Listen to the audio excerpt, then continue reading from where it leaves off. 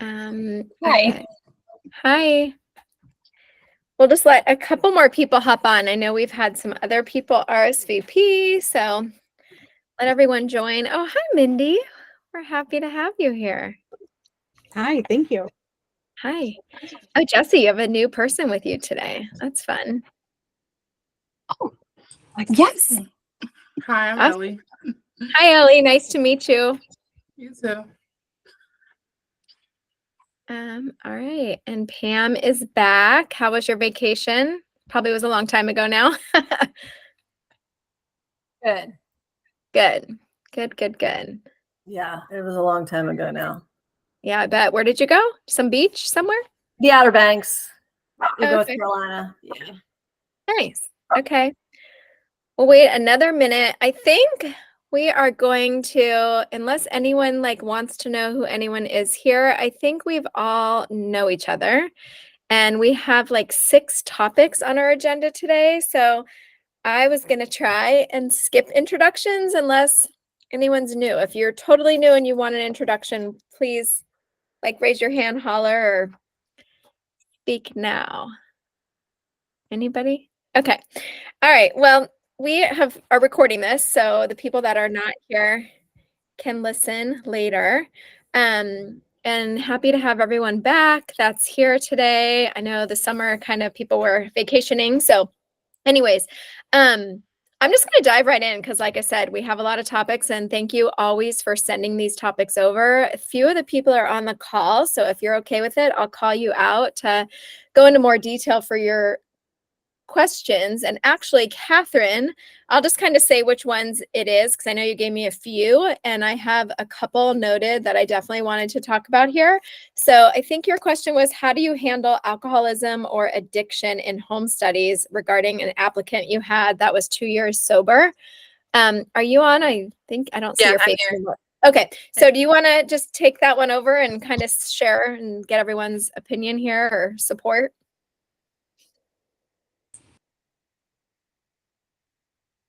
Can you hear me? I don't know. We don't hear you. You're frozen.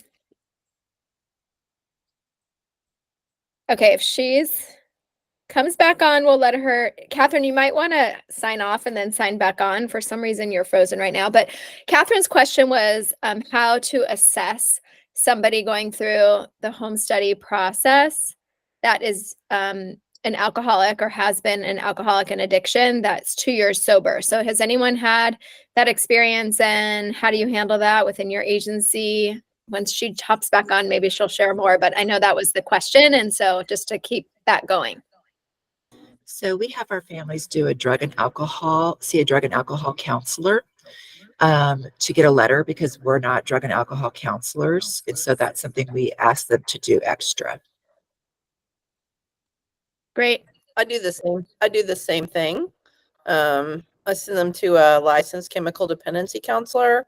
I do it also for people who might have several a DWI or something that was, within the last 5 to 7 years. And then we get an assessment back that, gives us some kind of assessment on their sobriety. Okay, great. Anyone else have anything new or different to add, or same kind of thing across the board? Okay, and she dropped off, so I'm sure she'll jump back on. I'm going to skip, and Emily Bell's not here today, and one of these questions was for her. So Emily's question, which I think would be great for the collective whole to learn as well. What books, resources, or guides do you use as an agency or social worker with birth moms or expected moms before placement to help them navigate through their grief, loss, and decision making? Anyone have anything to share there? Did you say for expectant moms? Yeah, because it was pre-placement was her question. And yeah, books, resources, guides do you use with expected moms before placement to help them navigate grief and loss and decision making? I'm sure anything after post-placement would be helpful here as well, but that was Emily's question. So my pregnancy counselor uses this book called the Pregnancy Options Workbook, put out through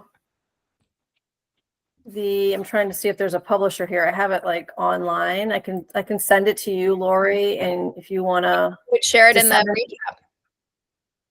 Yeah. It's distributed by Cedar River Clinics, and the website is www.pregnancyoptions.info. So if you she can shares also that. send that to me, or maybe put it in the chat here too, just so everyone has it here. And then if not, just send it to me if that's easier, Pam, and I'll send it out to the group. I don't think this is on our SharePoint. This link that it's like a saved link that I have. Okay. So I don't know if I'm able to open it, but I'll try. Okay. Anything else anyone else uses or has?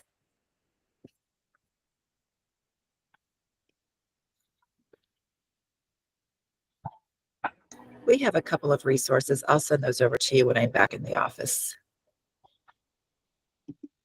Okay, that'd be great. Thank you for that.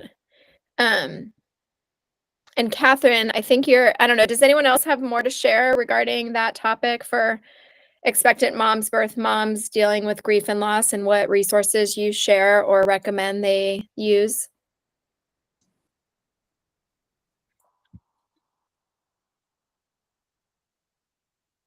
No. Jesse, do you guys have stuff that you share for expectant moms, birth moms? You're muted, I think. I'm so sorry. What was the initial question? I got lost looking at that resource. Was it about grief and loss? Yeah, grief and loss for expectant moms, birth moms, either pre-placement or after. And Catherine, you might have stuff here as well. And then I'll tell you what we discussed on your topic and then jump into your other ones as well. We really focus on connecting to other physical people who have experienced the same grief and loss, similar grief and loss.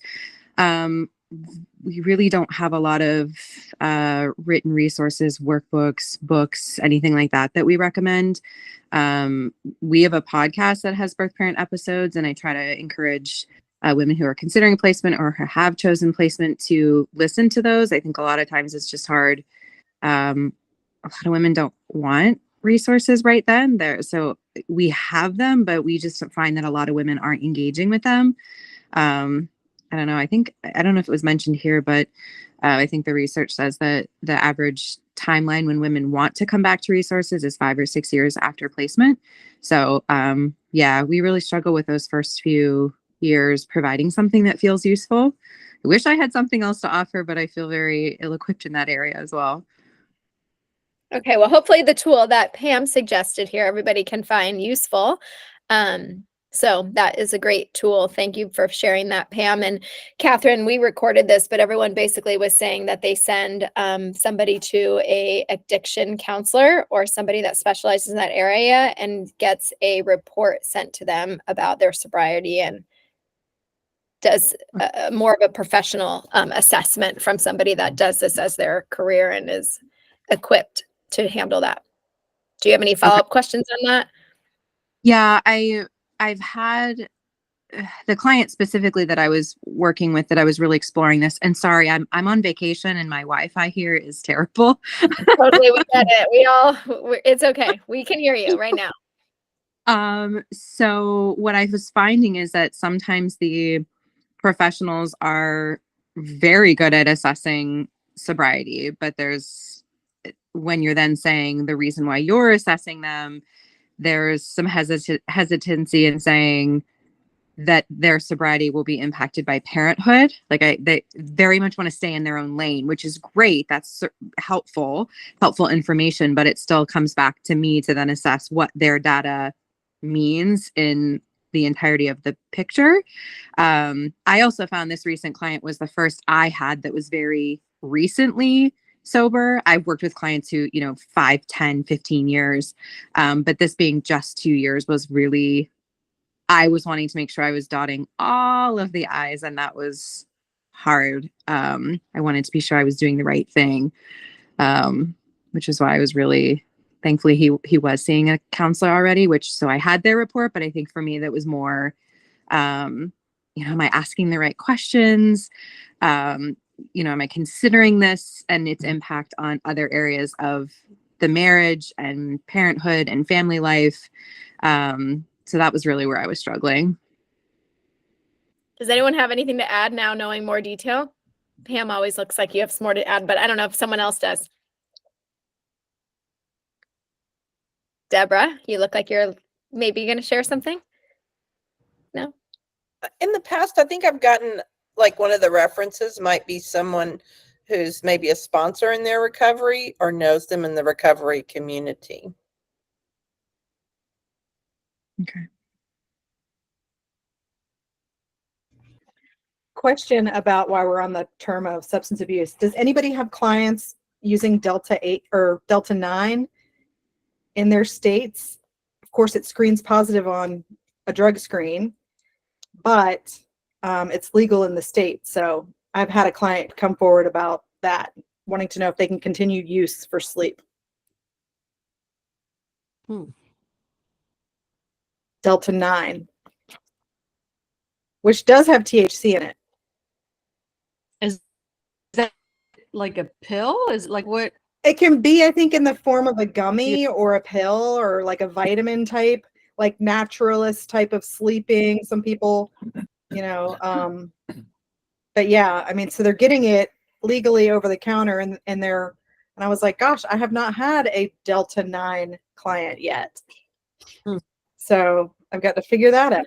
Well, I think it's even up there. I mean, in our states now, marijuana is legal in all ways, recreationally as well as medicinally. And so, we've struggled with how do we assess that use, being that it's legal. So I think, I don't know if there's like a magic answer for any of this. I guess I would just really lean into like the depth of the conversation that they're having. I think, in many cases when someone's like, oh, I'm sober, it's not going to be an issue, that's a red flag, right? But when they say like, I've been dealing with sobriety for X number of years, it's a struggle, I still need to go to meetings on a daily basis or a weekly basis, like I'm more apt to want to approve someone like that than someone who says it's no issue, I'm fine. Because they're using their resources. They know that it's going to be, I don't know a ton about addiction, but what I do know is that it doesn't go away, right? It's a constant struggle for folks. And it's a constant, it's like a daily thing that you have to upkeep, like any kind of medication you would take. So I think that my only suggestion would be just like, what is the depth of the response to your assessment? I don't think there's a magic question to ask. I think it's just like, how realistic is this person about their sobriety? And knowing that, especially if they haven't parented before, knowing that addiction or any kind of, substance use might be heightened with stress, and that parenting is going to cause a whole different kind of stress than you've ever experienced before. So I guess this is the realistic approach to, it's just having realistic expectations about what's ahead.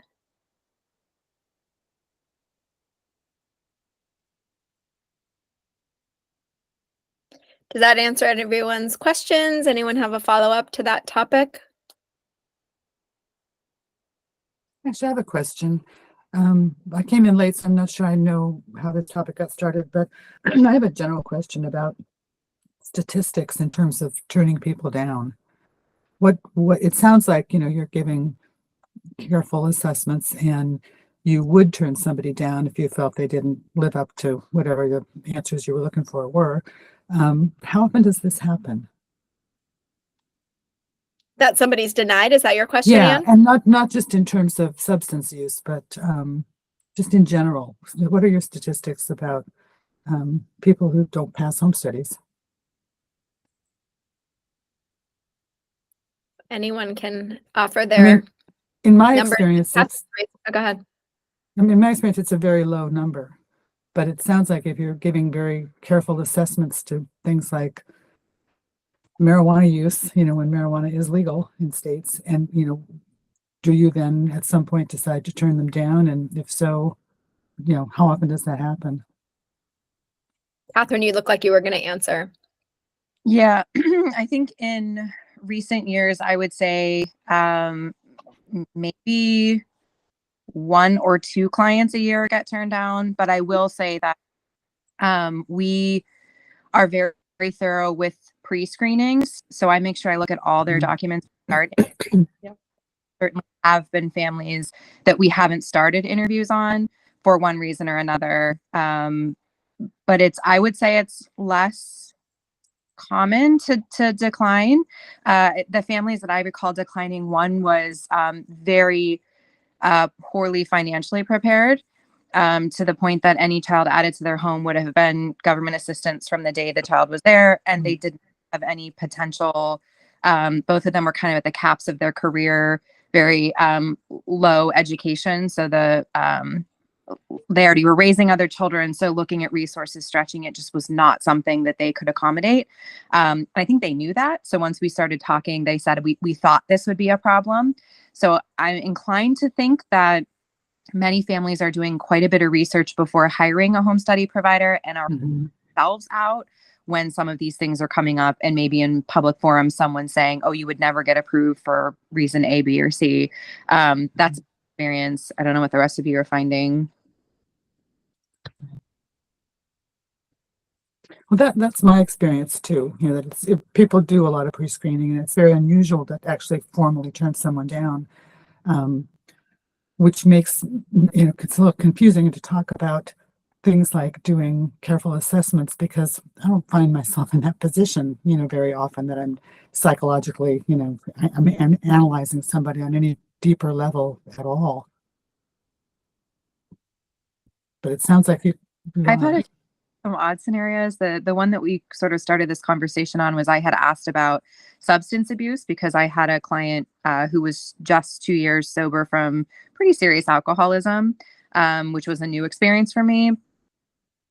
But I've also had, oh God, I can't even think of what it was called. Exhibitionism was an experience with a client in the past. That was new for me. I had to do a lot of digging in mental health places to figure out what that even meant, what that looked like, what the dangers were. And then that one added quite a bit of work to the interview process. So yeah, some odd things like that have come up that have prompted really further investigation. And I want to say that maybe because that's not something that's very well understood. So then passing the home study along, the agency who received that then called and was like, what is this? What does this mean? So yeah, I think the more obvious conditions, factors are ruled out before they get to us. But then there are some of these odd, I don't know if anyone else other things they've had to investigate further. Anybody else have any statistics that are helpful? Pam? Yeah, I'm struggling with this question a little bit because I guess I take my responsibility as a home study preparer and approver very seriously through the lens of both the adoptee and the birth parent. So I would say we probably outright deny someone probably only 2 or 3 times a year, but we put folks on hold a lot. And that would be for reasons of financial matters, relationship issues, substance abuse, all these different things that we're talking about. And we give parameters that we want folks to adhere to, like, we want to put you on hold for a period of 6 months. We'd like you to go see a therapist related to these issues. After that, we would like to speak with the therapist, have another meeting with you, and see where we are at that point. A lot of times, I would say probably 50% of the time, people self-select out after that, and they just don't come back. But then I've had folks come back and they either get a lot out of that process and we see improvement in whatever period of time, or we've had to deny. Depending on what point they're at as well, we'll say, like, you know, if we move any further forward, we would deny you, or we can ask you to withdraw your application at this point in time so that we don't necessarily have to deny you, you know, in terms of staying with our regs. But I kind of feel like we do have to do as much of a deep dive as we possibly can in the 3 sessions that we have with a family, which is so minimal when you think about like whether you're assessing someone's ability to parent, because we are the voice, or we are the, I guess, voice or representative for adoptees and birth parents. And if you look at the research now out from adult adoptees and birth parents, years ago, we didn't do a very good job on assessing families, and we've got to learn from that. So yeah, while I may not have high numbers of denial, we do have relatively high numbers of putting people on hold, and helping them either self-select out or withdraw their application. Yeah. No, I'm certainly not suggesting we don't do a deep dive. We definitely do. And we're certainly doing much better in that regard in terms of preparing families, you know, for relationships with birth parents and that sort of thing. But I guess my question is more about, I guess, what I do when I find a family, when a family comes to me who has some issue, particularly with something like substance abuse, where it's pretty concrete, or somebody with something like exhibitionism, where I wouldn't have a clue, you know, what to do with that, is I refer them, you know, to somebody else. I say, go get treatment, or go talk to somebody. And then, you know, when this is figured out, and when you have an understanding of this, come back and tell me, because I'm not the one. I don't know. I'm not a substance abuse expert. You know, I'm not a psychoanalyst. You know, I'm not an expert on exhibitionism or whatever other issue they might come to me with. And it kind of, I mean, it gets me off the hook, you know, in a way. And if they can't, I mean, it does get me off the hook as far as not taking on something that I don't feel qualified to assess, you know. And so I think, you know, what we're all saying is that people do tend to go away, you know, at that point. You know, occasionally they'll get treatment, but that's pretty unusual in my experience. They usually just stop. And that's okay. Or they go to another provider and answer the question Yeah. differently. We just had a situation like that where we found out that a woman that we had denied in 2018 went on to another agency through the course of years and things, to adopt internationally. And the international primary provider told her to come to us as her home study agency. We've rebranded, so we have a different name now. So she didn't realize it was the same agency. So when her name came across our desk, we were like, oh, we've denied her. And when we shared, you know, we obviously got consent to share the story with them, but found out she didn't breathe a lick of anything that happened with us to these other agencies that have worked with her over the past 6 years. So, you know, I think that's another reason to make sure we ask a lot of the very concrete questions sometimes, and the way that we ask them. I mean, I don't know what y'all's regs are, but one of our states, the reg is that we have to ask if they've ever, you know, all those international questions, if they've ever been denied a home study, if they've ever had contact with an adoption agency, and then we have to speak to each of those agencies. But in our other state, the reg says something about if you have knowledge of, right? So it doesn't say you have to ask, but I think we as assessors have to be really kind of pointed on how we get through to families, like saying, have you ever worked with anyone before? Because a lot of them know, just don't answer the questions and we can get by. Yeah, this is one of Erin's dreams of Pear Tree as well, which we definitely document this now. If you've been denied, because we have had home study providers that are denying people, we keep track of this. So other providers that we have, you know, communication with will have this information, because there is no centralized database of families that have been denied home studies, which is kind of crazy to think about, because that is exactly what families can do. So yeah, kudos to all of you for being good at your jobs and being excellent assessors. I'm just going to touch on one follow up that came in the chat from Jesse on this topic, and then we'll switch to the next question. But she asked, how do you guys feel about someone who has a history of domestic violence, but not a conviction against a former spouse with regards to assessing in the home study? And I know this just, again, goes into the same kind of topic, but anyone have experience with that? We just had a similar story, but I'll let you guys all share this yourselves as well. Can I give a little backstory? Yeah, if you please. will? Sure. So I'm court ordered, well, the family's court ordered to do like a report of investigation. They're already placed with the baby. So I have to do a report. So it's like baby was already in the home and it sucks. And they had their fingerprints done, and to confirm stereotypes, he was in the military and he's a cop. And he never mentioned that he was married previously. But when he did his fingerprinting, FBI results came back with he was arrested for failure to support his wife and child. So I was interested in that because that was never mentioned. So I look up the court records and it mentions domestic violence, and she had a 3-year order of protection against him. And I'm like, wow, and I don't like that. So it was back in 2006. And it said that he was court ordered to take anger management classes, but I'm like, I don't feel good about that. Like I don't like that at all. And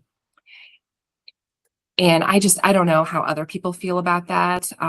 He's parenting now, like he and his current wife, they have their own kids, and I don't know their current relationship, but to me, that's just one of those things where if there's a conviction for it, then it would be an automatic no, but there was no conviction. I just don't know how other people would handle it. Because I don't want to turn him down because he has a history. Maybe he's done therapy, maybe he's taken anger management and he's truly moved on, but yeah, I don't know. Sorry. I don't know your guys' thoughts. Is it a court ordered report or something? Yeah, by the judge. Yeah.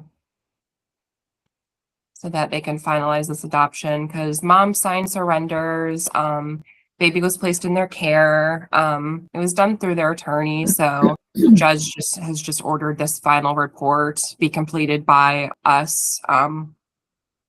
Yeah, so I've given them all the things they need to do so I can work on this, and that's when I found out this information. Because naturally, if this was a home study I was doing, I would deny them. I feel like I would probably deny them. But baby's already with them and all of these things. So Now, did I understand correctly that this is something you're doing now, and this happened, the events happened in 2006? yeah, so it's been a while. I just I've never had a case like this. I've never had any case where there's been documented domestic violence in general, like a history of it. And she had a 3-year order of protection against this man. Like the judge continued this order of protection. So to me, like that stands out. But I don't know that there is anything I can do to stop this adoption because baby's already in the home. He's a cop. So I'm sure if there is anything, like realistically, he shouldn't be able to be a cop if, he's abusive, but this is the world we live in. Right. I'm gonna call out if just Jesse, just so you can get an answer to your question. We can go to the next topic. No, that's okay. Pam, Catherine, or Deborah, do either one of you want to share your opinions here? So, hi, my name's Debbie. I'm an attorney, so I kind of have a different perspective. But in a lot of the cases that I do, the home studies are approved by like a county agency who has custody of a child that's maybe in foster care. And I've had in a lot of those cases, unfortunately, the potential or the foster parents or the resources have a history, especially if it's like a kinship placement and the child's with the kin. And what normally happens in those situations is we have what's called a best interest hearing, where ultimately the court makes the decision if, even though based on those circumstances, the court feels as though it's in the best interest of the child to be adopted. So that's kind of how that works. But in those cases, the home study has already been approved by the county agency. And because it's a county agency, I think that the approval rate is probably a lot, higher, again, because they are kin, and they want the families to be approved despite these issues. But if it's that severe or that serious, the court will also require this best interest hearing. In circumstances like this, or in Pennsylvania, certain crimes are prohibited. So we've had cases where, despite the prohibited offense, the court allowed the adoption to move forward. So that's kind of how they handle it here. They'll have a hearing on it, and that way it kind of protects everyone, because there's testimony that despite this, some individual or agency believes it's in the child's best interest to continue to be adopted, and that the child is safe and that their needs are being met. Thank you. That's really helpful. Can you request that he Pam. get documentation of any of the therapy or the anger management? Like, can you get documentation? I feel like this is probably more of a CYA situation than anything else. So if you're able to get, like, he would request the documentation of an anger management class that he took, or therapy sessions that he had. I mean, he'd have to get releases to get that stuff for you, but at least then you could see that, yeah, okay, so he did go through these things. This is how he's changed, and just have them on file for, just for your peace of mind. That's a good idea, because I'm yet to meet them. I have never seen them, never met them, so that would be really helpful, because it's like, this is painting a picture already. So just to have that on hand would be nice. And you can say to him also, not just that. I mean, what I try to say to people is, it's not about me assessing you. It's about me proving your case to the judge. Ultimately, I need documentation that this is an issue in the past, and you need to get that for me. However you choose to do that. You can go historically, or maybe go see a counselor now who can assess for this particular issue, because that's something that's just beyond your whatever, not pay scale, but like I don't feel competent to make those judgments by myself.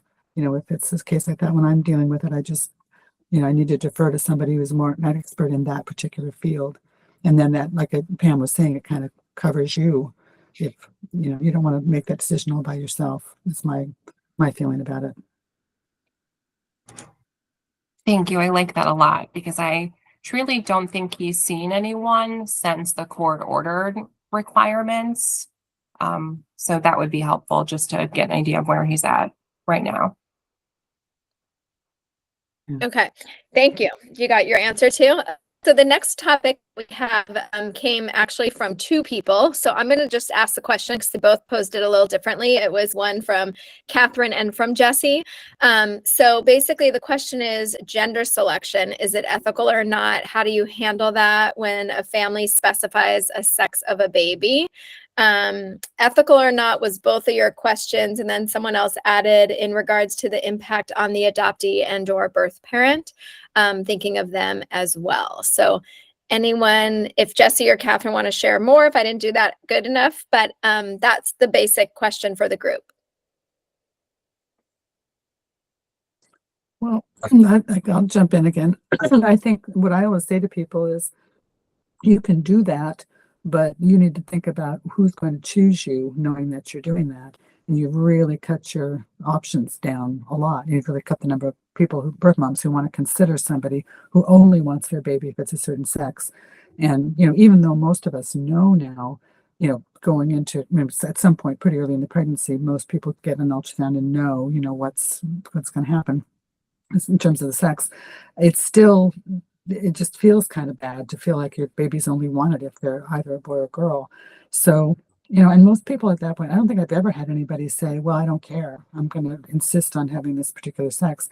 But it does put you in the position, though, where when you know that, we know what the child, ahead of time what the baby is going to be before you selected a family, you would, not necessarily go to that family first, but put them in the mix. You could always put them in the mix.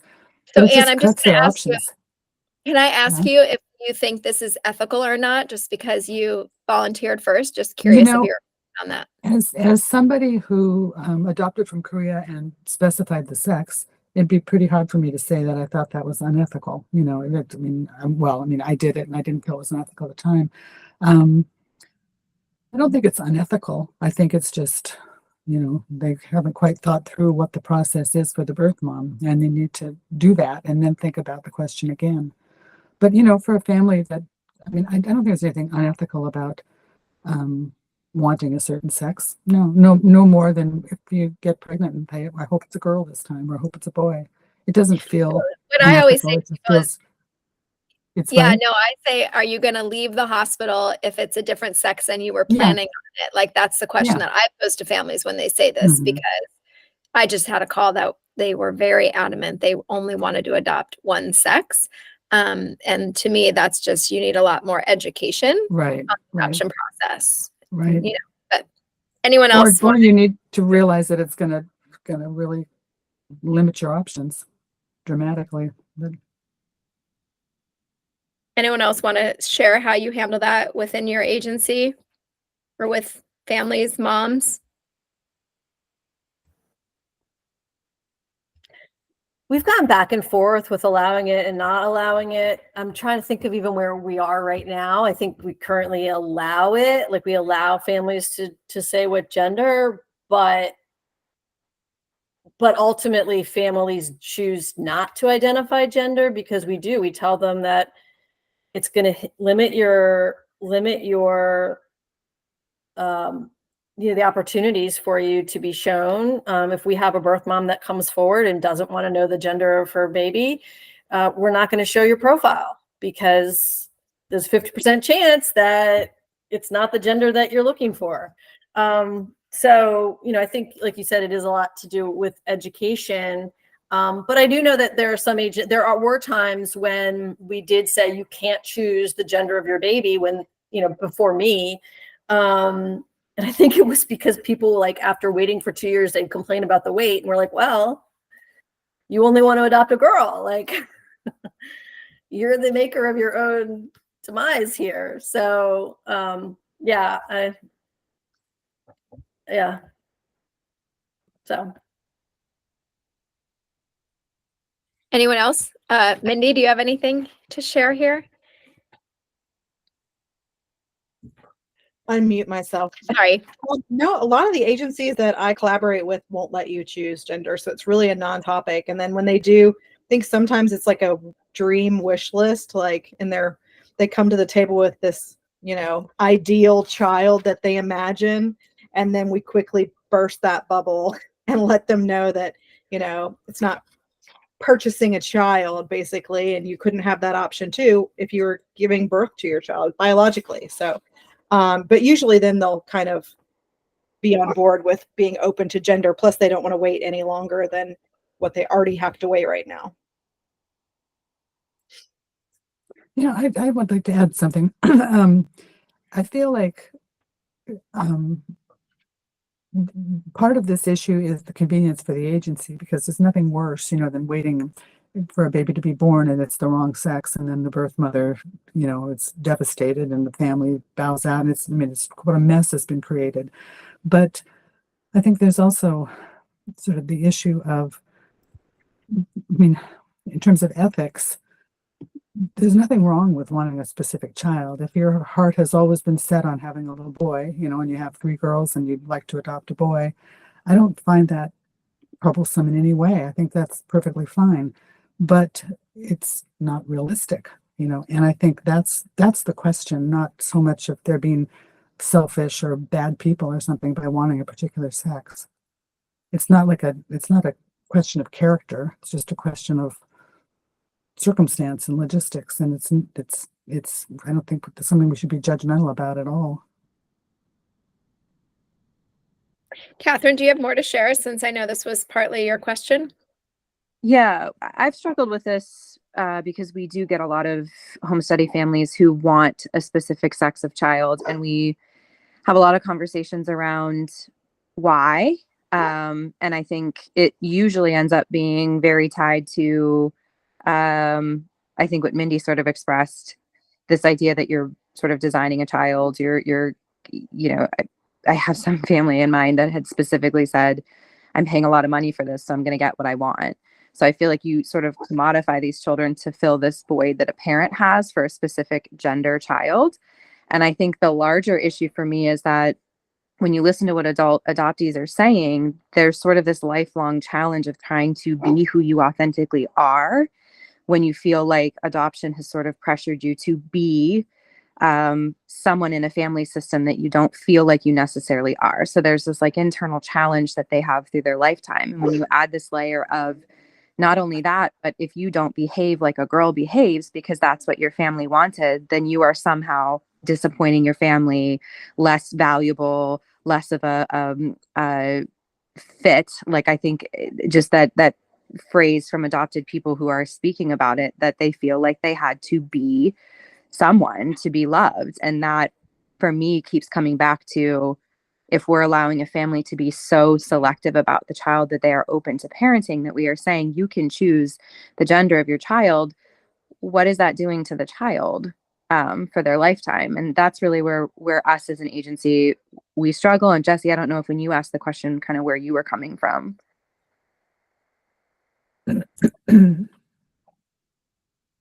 Jesse, you're I muted. think- Or go ahead. Sorry. That's Yeah. okay. For me, it was more like I don't like necessarily how specific families are. And I think it is very much ebbing from where you're coming from. How it is so specific. I've had 2 back-to-back families with multiple boys, and they are just requesting a daughter. And it's both of the moms said they always wanted to have a girl, which is great, but you get what you get. And I don't like that. I don't like we're going to pay this money and we're going to get what we want. And all the feelings that are associated with that. And yeah, so just. Well, and just on your talk, I don't know if someone else has more to share here, but Catherine, you may be interested in, not to plug our podcast, but Erin and Jess just interviewed, I can't think of her name right now, but the interview that just came out literally like yesterday is about parent, and they talk specifically about a family that wanted to adopt a girl, but then the girl is being told that she has to behave like a girl, and her gender may not, with all the way of the world today, like she may identify with a different gender, and how is that family going to handle that? And again, exactly what you're saying. So you might like that podcast. It talks about a lot of other things, but she's a health coach, adoptive mom, something or other, 3 children that she adopted. And so she's providing a service. They interviewed her. Can I say one more thing on this subject, and then I promise I will stop hogging the conversation. It's okay. You're great. I We love think having you. the worst thing we could do, I think, is tell a family you can't pick, have them go into it saying, okay, we'll play the odds, we'll hope we get the one we want, and then have them get the opposite sex and have that child grow up to feel, somehow they're not fulfill their parents' dreams and feel inadequate in that way and blah blah. I think that is a greater the greater damage is done by trying to push parents into positions they don't want to be in than by letting them pick and wait forever. So I think that's the thing in my mind that we should fear. So let them pick, let them be as picky as they want, and then they'll, it'll take them a long time, and that'll be too bad for them, but at least the child won't end up being the wrong child for them. That would be the worst.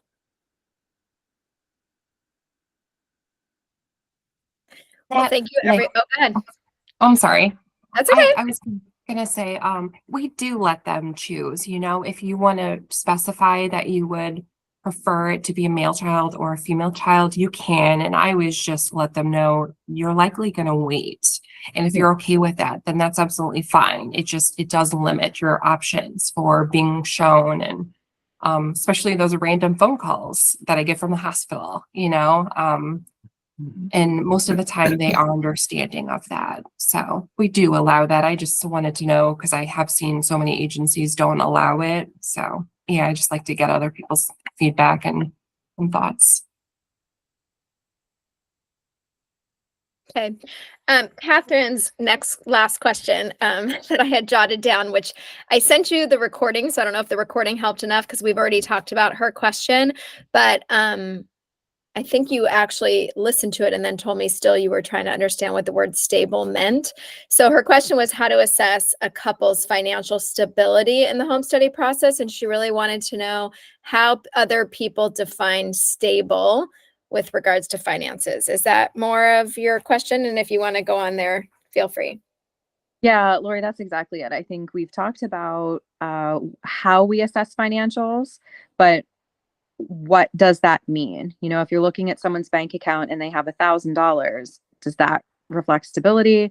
If we're looking at somebody's debt to income ratio, what are we looking for? So I guess I was looking for more feedback on the math and the numbers and what people are using as their point in saying stable. Because I'm guessing our state, I know my state, but I'm guessing most states do not have specific language around what that means. So curious what you all actually think that looks like in practice.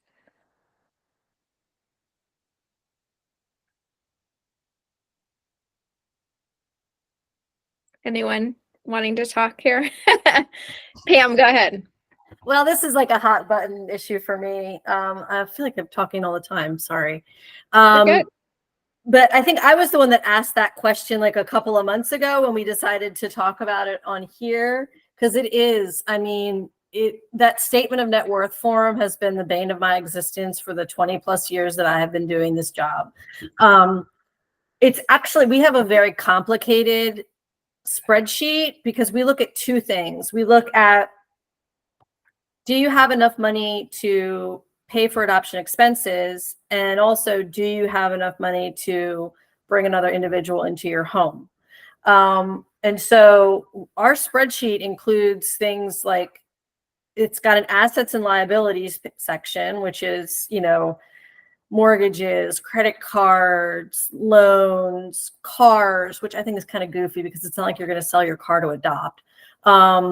We don't allow personal property, although sometimes people will be like, oh, I have a diamond ring that's worth this. I'm like, are you going to sell that? Like, no.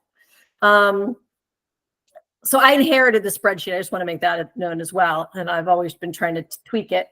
And then we have the expenses and income section as well, to see, you know, what the, you know, what their budget is or whatever.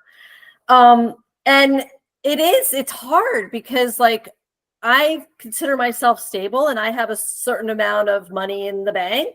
And then I see other folks that make 10 times more than I do and have the same amount of money in the bank that I do. So it's like, are they stable where they make more? Like, how do we figure this out? So you really do just have to sort of have those questions that you stick to as your guide. Do they have the money to pay for, and that's just what it is for me.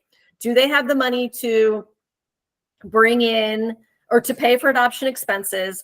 And do they have the ability to bring in another individual into the home? So we look at things like for an infant, you know, what is the cost of the average cost of childcare in that area? You know, in the Washington, D.C. area, the average cost of childcare is like $2,000 a month. So if you only have, you know, $1,500 left over at the end of the month, that's not going to cut it in D.C. Whereas that might be a different story in Nebraska. I don't know. I'm just trying to think of middle America. I don't know. You know, diapers, formula, we assess about $500 a month for those expenses for an infant. So that's an additional, what, $2,500 a month that we want as at least a cushion in our jurisdictions. We also look at for adoption expenses, like we don't allow approval based on fundraising or grants. So we want you to have a plan, basically a liquid plan, and that could be a gift from someone, that could be a pre-approval on a loan, that could be, you know, a variety of things, but we want a plan, a concrete plan of approval that you can afford the expenses before we approve it. That's pretty kind of controversial because a lot of people will say, like, I'm going to get grants, I'm going to get a loan, we want to see that you have, because what if we've had folks that have gotten placed like 30 days later, you know, and they didn't have that pre-approval, or they didn't have the fundraising done, or they didn't have the grant. So anyways, it's a long-winded answer, but I think you have basically, what are your questions and stick to them. So if I have somebody that has $30,000, right, and they have $3,000 left over at the end of the month, they may not have much more than that, but they've answered my 2 questions. I have to be okay with that. If that makes sense. Catherine, does that answer your question, or do you have anything follow up to that? Yeah, it does. And I think from what Pam said earlier, it sounds like if a family did not look like that, that's probably a situation where you'd say, you know, we need to see a 3-month plan or whatever. Curious if anybody else has like a cutoff or a value or a formula that they use to feel that same way Pam expressed, that she felt like, okay, this is my thing. This is how I know. Laura, do you want to maybe share here? Yeah, I was actually looking at what were the standards, you know, in our state. And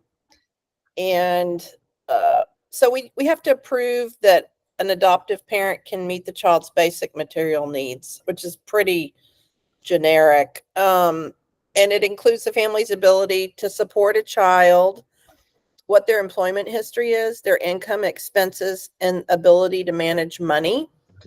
And so it's pretty broad. And so I think for me, if people have savings, if they have disposable income after their expenses, then, and it's verified income, and sometimes I'll verify savings, then that's the standard, you know, the minimum in Texas. So, and then we have to verify medical insurance coverage. Sometimes I run into that where people are on these plans that aren't really insurance, you know, and so I have to kind of figure that out too. That's been another issue. These I think they're religious plans or something. They're kind of cost sharing. They're not actual insurance.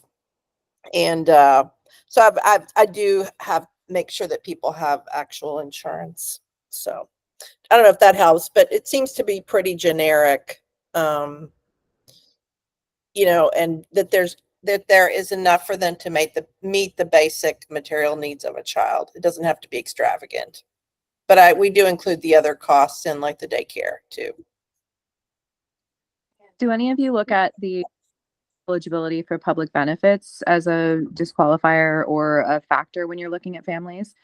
Well, a lot of times a child may already, well, I mean, sometimes I get them where they're already there occasionally and they're already on Medicaid. But in general, I don't have too many people looking for private adoption that are on public benefits. I've had a few times, and it's always hard. Like I have to look at other variables in that case, but when you're looking at the main reason women are placing children is often financial, and then you're placing them into a home where they also qualify for benefits, it seems very gray. Or maybe not. I don't know. Well, that's exactly why. I mean, I haven't had that experience too often, but that's sort of my North Star with all of this is if we're, you know, most of the reasons that women are placing is because of financial reasons. So I have to really feel confident that I'm approving folks who are not going to be in the same situation. That doesn't seem ethical to me. I've had a number of situations where the birth mom has chosen a family that's already on assistance. And so I am in a position of approving a family that does not have adequate financial according to most standards, but you know, in that case I do. I'm wondering if people require life insurance with from adoptive families. Yeah, that's the we area that I do. feel is important. The other thing I was going to say is that the courts here tend to, so if sometimes I do just terminations only in my work, the court does not want to terminate parental rights of another parent if that parent is on public assistance, because they don't want to. It's a state thing where they don't want to have to be more responsible for the child because they can't meet the child's needs, and so the government is meeting them, so they won't approve some of those terminations because of that. Is that until there's an adoptive family in place? Well, it would be just for a termination only, but I do think that it might affect an adoption too. You know, if the adoptive family was on public assistance, then you're asking the state to support that child. Is what you're asking. Yeah, no, You're well, I guess asking that the state support the child rather than the family. yeah, I guess what I'm asking is that, you know, I've had situations where courts don't want to terminate parental rights unless there's somebody ready to take over. I mean, that's sort of the norm. So public assistance wouldn't be a factor in that. I mean, it seems like that would only be if the kid was going into foster care. Well, sometimes people seek termination of parental rights just solely, like one parent may want to terminate on another parent, which is kind of a different kind of report or study, but that's how it works here. Yeah, I mean, I'm aware of that, but I feel like courts don't do that. I mean, in Washington, I don't think courts do that unless there's somebody ready to step in. I mean, just for the fact that they don't want to terminate somebody's rights in the event that that person dies and the child would get Social Security benefits. I mean, there's you know, they want kids to have two parents. They don't, you know, there needs to be somebody ready to step in if you're going to terminate one person's rights. That's my experience with it. But that's not true where you are.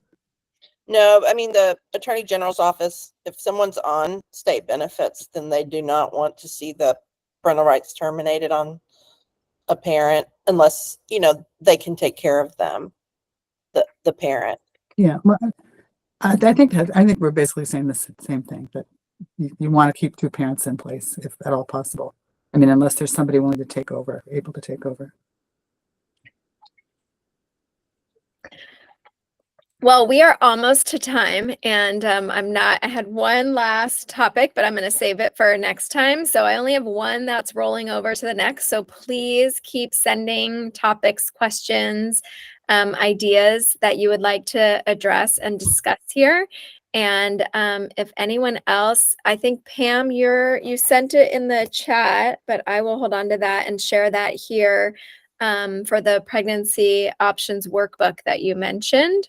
And everyone have a great rest of your summer, and let us know if there's anything we can do here at Pear Tree to help support you. And I just love everyone coming together. So thank you all again for participating and being here, and see you next time. Bye.